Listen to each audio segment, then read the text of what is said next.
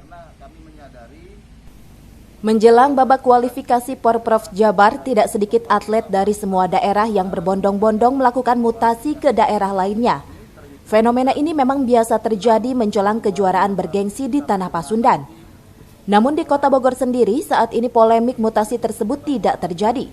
Komitmen yang kuat dari KONI kepada semua cabang olahraga untuk mensejahterakan atlet serta pendidikan para atlet menjadi kunci keberhasilan KONI Kota Bogor menjaga pahlawan olahraganya. Hal tersebut ditegaskan Yudi Wahyudi selaku Binpres di KONI Kota Bogor. Menurutnya dari hasil Monef kepada semua cabur hingga saat ini tidak ada atlet yang hengkang keluar daerah. Bahkan atlet dari daerah lain banyak yang tertarik dan bergabung dengan Kota Bogor untuk berjuang di Porprov Jabar 2022.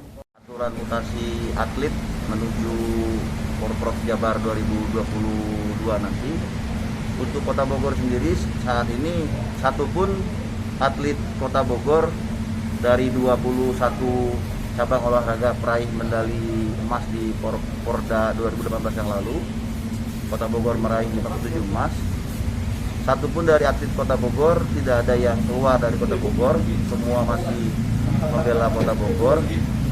Saat ini yang ada juga atlet-atlet dari luar Kota Bogor, masih dalam satu provinsi Jawa Barat, itu yang masuk ke Kota Bogor, dengan kesadaran sendiri, dengan keinginan sendiri, dan memang Kota Bogor tidak menjanjikan apapun karena memang kita sudah punya program pembinaan terkait